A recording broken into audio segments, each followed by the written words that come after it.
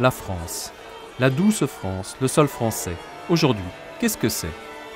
Eh bien, d'un point de vue scientifique, ce qui le caractérise, ce sol français, c'est son extrême variabilité.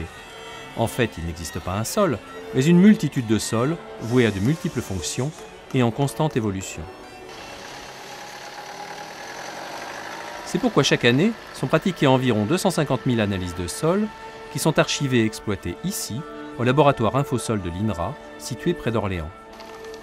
Des données disparates, destinées à répondre à des besoins très divers, mais rien qui permette de dresser un bilan global et homogène de la santé des sols, de suivre leur évolution, de prévenir leur éventuelle dégradation. Rien, jusqu'à ce que soit créé un nouvel outil, le réseau de mesure de la qualité des sols, qui s'appuie sur une base de données aussi complète qu'insolite.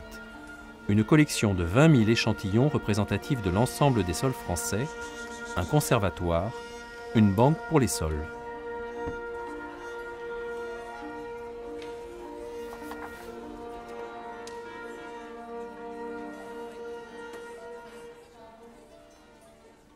C'est la première fois en fait qu'on met en place un système harmonisé, systématique de l'ensemble du territoire français, de surveillance de l'ensemble du territoire français. C'est ça la grande nouveauté du réseau de mesure de la qualité des sols, c'est qu'on s'est donné les moyens de mesurer de la même façon tous les paramètres du sol sur le territoire. Pour obtenir des données cohérentes et scientifiquement exploitables, il a fallu concevoir un cahier des charges précis qui ne laisse rien au hasard. Nous sommes à proximité du village de Champlain, dans les Ardennes. Ici comme ailleurs, tout commence par le prélèvement d'un échantillon de terre bien caractérisé.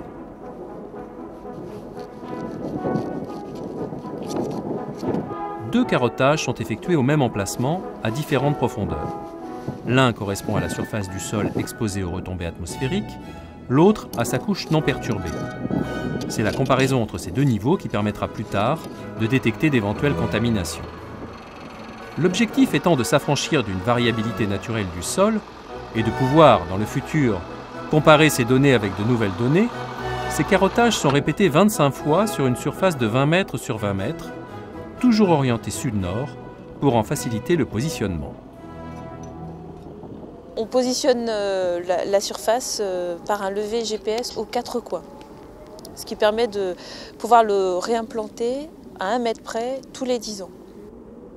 Afin de caractériser les paramètres qualitatifs du sol, roche à l'origine de la formation du sol, morphologie, comportement, une fosse est creusée à proximité de la surface d'échantillonnage.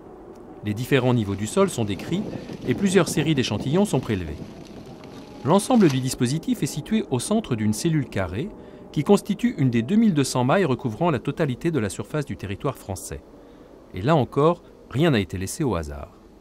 On a étudié différentes combinaisons, en prenant par exemple des mailles de 8 km par 8 km, 16 km par 16 km, 32 km par 32 km.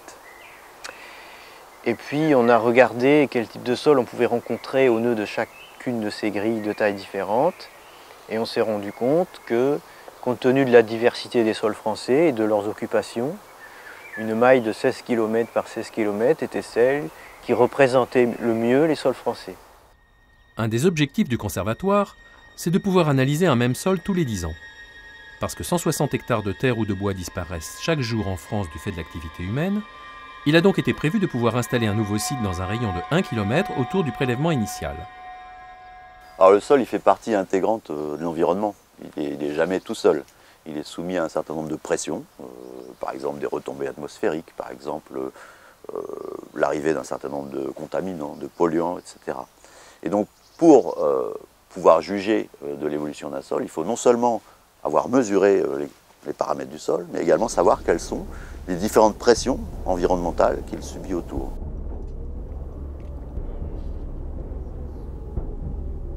L'environnement de chacun des sites est donc scrupuleusement étudié et décrit. Les prélèvements sont ensuite identifiés, puis envoyés au laboratoire d'Orléans.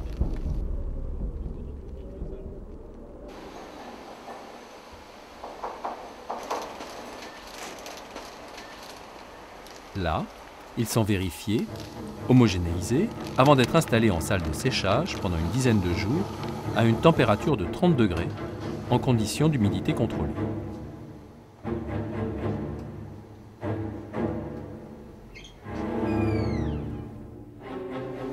Dès lors que toute vie microbienne a disparu, le traitement de la terre peut commencer. Une partie de l'échantillon est préparée selon une procédure normalisée, puis envoyée au laboratoire du NINRA d'Arras, où sont effectuées les analyses physico-chimiques des sols prélevés par le réseau de mesure de la qualité des sols.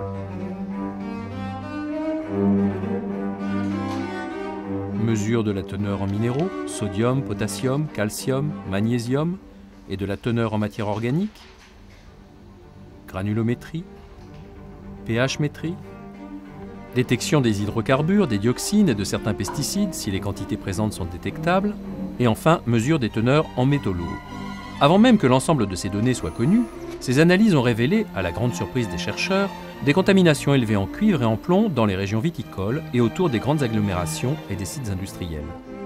Des résultats qui ont suscité dans la communauté scientifique d'autres questions tout aussi inattendues. On a de plus en plus de demandes surprenantes qui nous arrivent vis-à-vis de paramètres auxquels on ne s'attendait pas. Par exemple, on a une demande actuellement sur la possibilité de détecter des pathogènes humains dans les sols. La question étant, est-ce que les sols sont ou non des réservoirs d'un certain nombre de pathogènes pour l'homme? Car le réseau de mesure de la qualité des sols, c'est aussi l'étude des 10 000 espèces différentes de bactéries contenues dans chaque gramme de terre. En effet, bien que l'activité microbienne ait été bloquée lors de la phase du séchage, il en existe encore la trace sous forme d'ADN qui est extrait et analysé au laboratoire de l'INRA de Dijon. Un travail qui va permettre de caractériser l'ensemble de la population microbienne des sols français. Une grande première, nulle part réalisée sur une telle échelle, et qui devrait permettre à terme, par exemple, d'utiliser les microbes comme auxiliaires agricoles. Quant aux échantillons entreposés dans la banque des sols, ils seront éventuellement réanalysés lors des prochaines campagnes en cas d'évolution des techniques, ou plus encore. On ne sait pas ce que seront les questions environnementales dans le futur. On aura la possibilité, grâce à ces échantillons stockés, de pouvoir analyser des nouvelles molécules, des nouveaux éléments chimiques ou biologiques que l'on n'analyse pas aujourd'hui. Un conservatoire représentatif des sols de l'ensemble du territoire national, c'est une grande nouveauté. Ce n'est pas le cas partout. Un certain nombre de pays étaient en avance sur la France, en particulier le Danemark, l'Autriche, l'Angleterre, la Suisse. Ici, la première campagne de prélèvement s'achève à la fin de l'année 2008. Alors, pour connaître enfin la réalité sur l'évolution des sols de la douce France, rendez-vous dans 10 ans.